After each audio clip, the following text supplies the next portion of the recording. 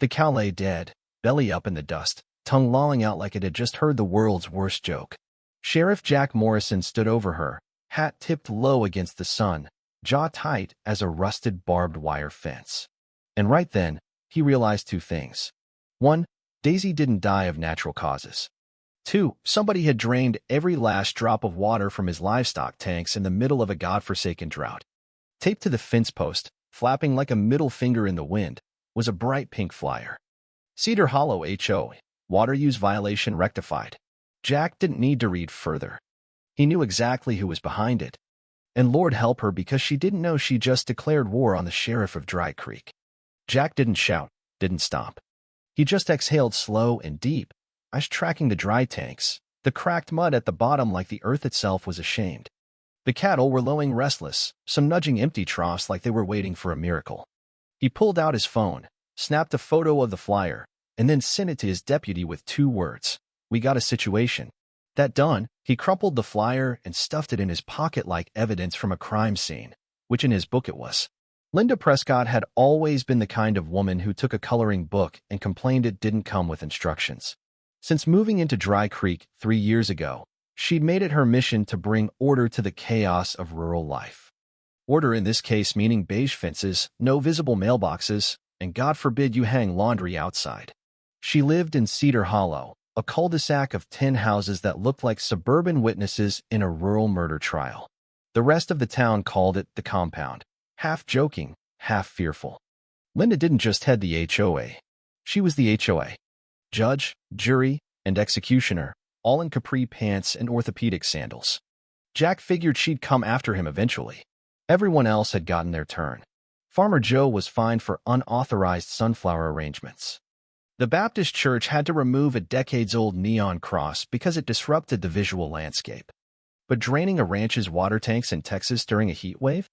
That wasn't overreach. That was blood sport. The real kicker? Jack's ranch wasn't even in Cedar Hollow. He lived a full mile past the boundary. But Linda, in her infinite pettiness, had started expanding her jurisdiction. At first, it was flyers. Then came the fines. Now, apparently, she had foot soldiers doing her dirty work. That, Jack decided, was worth a visit. Linda's office was her garage, which she'd converted into a sort of tyrant's den. Filing cabinets, a folding table with a bell, and a homemade sign that read, President on duty.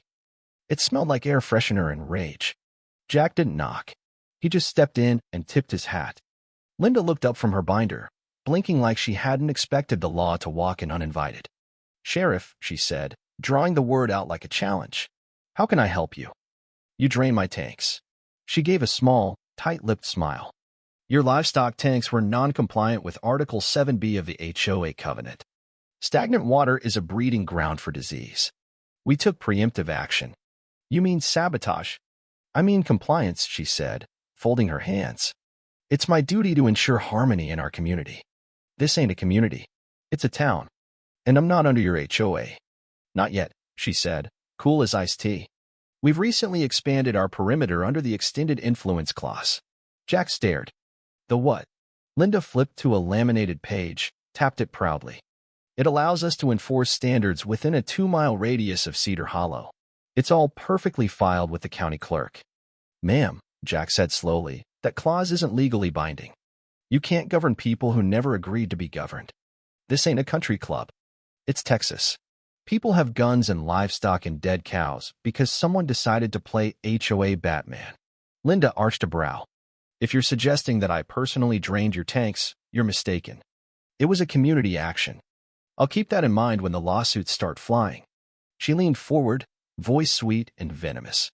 You of all people should appreciate law and order, Sheriff. Or do you prefer chaos? I prefer water for my cattle. Outside, the sun was baking the pavement into a mirage. Jack stepped out without another word, feeling the air crackle around him. He made one call to Deputy Maria and told her to dig up every record that HOA had filed in the last year. Find out if they've got legal ground, he said. And if they don't, I want every damn name on those fake committees. The next stop was Buck's Bar, where the locals went to vent and drink cheap beer under a leaky roof. Word had already spread about the dead cow, the tanks, the HOA overstep. Jack didn't say much. He just listened. Old Miss Ginny, who ran the church bake sales, leaned over and whispered, "They fined me $200 for aggressive doilies." Farmer Joe, nursing a Lone Star, added, "She told me my scarecrow violated height restrictions." Scarecrow. Jack wasn't just annoyed anymore. It was becoming something else, a kind of low-grade tyranny wrapped in clipboards and laminated bylaws. Linda was extending her grip, and the folks of Dry Creek were letting it happen because no one had stood up to her. Until now. Later that night, Jack walked the perimeter of his land with a flashlight, checking the tanks, securing the gates. That's when he spotted it, half buried in the grass, small, blinking red. A drone. He bent down and picked it up, mud caking the rotors, camera still intact. Someone had been watching, surveying. Suddenly, this wasn't just HOA nonsense. This was surveillance and possible criminal trespassing. Jack's mind shifted from annoyance to calculation. He wasn't just going to stop Linda. He was going to take down whatever shadow organization she convinced herself she was running. And tomorrow, he was going to start by turning over that drone. He looked up at the night sky, stars wide and sharp. Somewhere out there, a woman in a floral visor was drinking chamomile tea and dreaming of cul-de-sac conformity. She had no idea what she'd started. She drained the wrong man's tanks. The next morning, Jack Morrison sat at his kitchen table, coffee gone cold, a dismantled drone in pieces across the wood. He pried it open with the care of a bomb tech, revealing a tiny memory card and serial number etched into the frame. It wasn't just a hobby drone, either. It had thermal tracking and a zoom lens, the kind tech-savvy hunters used to track deer in thick brush. This wasn't a toy. This was surveillance, illegal and personal.